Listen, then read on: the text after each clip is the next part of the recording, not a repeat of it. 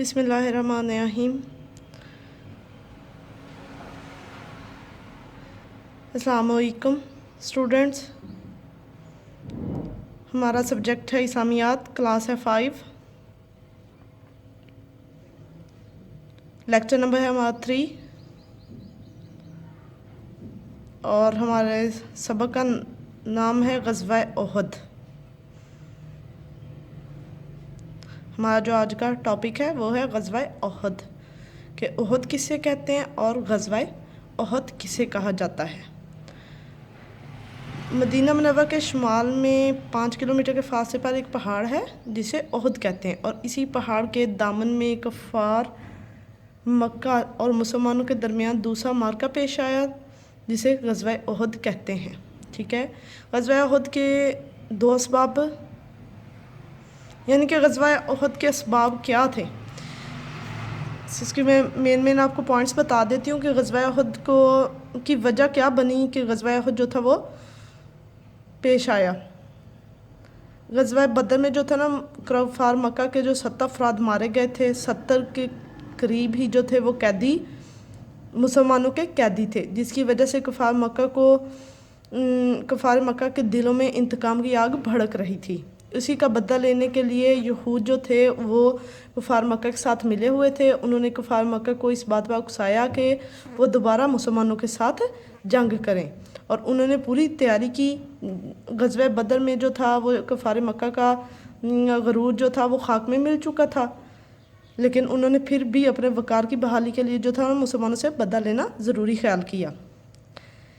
इसी तरह इसमें वाक़यात ये हुए कि जो रसूल पाक सल्लल्लाहु अलैहि वसल्लम के चचा हज़रत अब्बास रज़ी अल्लाह ताला अन्हु थे, उन्होंने वो मक्का मुकरमा में थे। उन्होंने बताया कि कुफ़ार मक्का जो है वो मुसलमान पर हमला करने के लिए मदीना मुनव्वरा की तरफ अपना लश्कर लेकर रवाना हो चुका है। तो नबी पाक सल्लल्लाहु अलैहि वसल्लम ने इस बात की तस्दीक के लिए सहाबा इकराम को बुलाया गया। तो जब पता चला कि कुफ़ार मक्का का लश्कर जो है वो मदीना मुनव्वरा के करीब पहुँच चुका है, फिर नबी पाक सल्लल्लाहु अलैहि वसल्लम ने कुफ़ार मक्का से लड़ाई के लिए सहाबा इकराम से मशवरा किया। तो उन्होंने नबी पाक से फरमाया कि हमें ये जो जंग है ये मदीना मुनव्वरा के अंदर रहकर लड़नी चाहिए, लेकिन सहाबा इकराम ने कहा कि नहीं, हमें शहर से बाहर निकलकर ये जंग जो है ये लड़नी चाहिए। तो नबी पाक सल्लल्लाहु अलैहि वसल्लम जब ये जोश व खरोश देखा तो उन्होंने यही फैसला किया कि हमें जंग जो है वो शहर से बाहर निकलकर लड़नी चाहिए। इसी तरह कुफ़ार मक्का था, उनके पास 3000 जंगजू थे, एक भारी लश्कर उन्होंने तैयार किया हुआ था। उसकी जो क़यादत थी, कुफ़ार मक्का की जो क़यादत कर रहा था वो अबू सुफ़ियान था। अबू सुफ़ियान के साथ उनका जो लश्कर जो था वह 6 शवाल 3 हिजरी को उहद के पहाड़ के करीब आया था। इसी तरह दिन इत्तला मिलते ही नबी पाक सल्लल्लाहु अलैहि वसल्लम भी अपने लश्कर के साथ नमाज असर के बाद उहद की तरफ रवाना हुए थे। मुसलमानों का और कुफ़ार का लश्कर जो था वो 7 शवाल 3 हिजरी को आमने सामने हुआ था।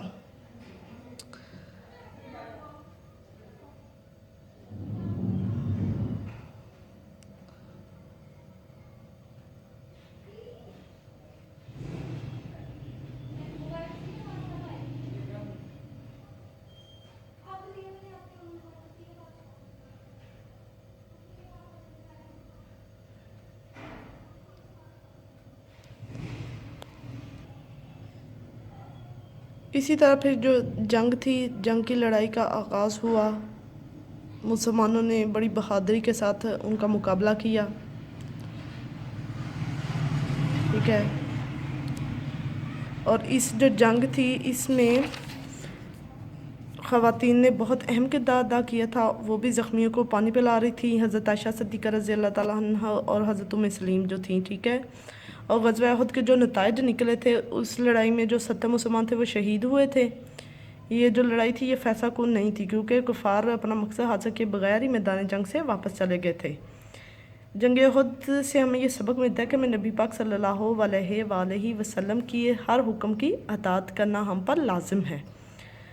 अगर हम नबी पाक सल्लल्लाहु अलैहि वसल्लम की अताअत नहीं करेंगे तो जंग उहद में जो हालात बदल गए थे वो इसलिए बदले थे और मुसलमानों को भारी नुकसान उठाना पड़ा था, کیونکہ نبی پاک صلی اللہ علیہ وسلم نے مسلمانوں کو کہا تھا کہ وہ جو درہ ہے جہاں سے کفار مکہ مدینے کی طرف آسانی سے داخل ہو سکتے ہیں اس کو مت چھوڑیں، لیکن مسلمانوں وہ درہ چھوڑ چکے تھے، ان کے ذہن میں یہ خیال اچانک آیا کہ شاید وہ جنگ جیت چکے ہیں، تو جس کی وجہ سے انہوں نے وہ جگہ چھوڑ دی تھی۔ اور نبی پاک صلی اللہ علیہ وسلم نے ان لوگوں کے ساتھ حضرت عبداللہ بن جبیر رضی اللہ تعالیٰ عنہ کو اس درے میں بھیجا تھا، 50 تیر اندازوں کا دستہ مقرر کیا تھا ان کے ساتھ، ٹھیک ہے، کہ وہ ان کا مقابلہ کریں گے اور وہ درہ نہیں چھوڑیں گے، لیکن انہوں نے وہ درہ چھوڑ دیا جس کی وجہ سے مسلمانوں کو نقصان اٹھانا پڑا تھا۔ آج کا ہمارا لیکچر نمبر 3 میں غزوہ احد کا جو تعارف تھا وہ میں نے آپ کو بتا دیا ہے، ٹھیک ہے۔ آج کا ہمارا جو لیکچر ہے وہ ختم ہوتا ہے۔ فی امان اللہ۔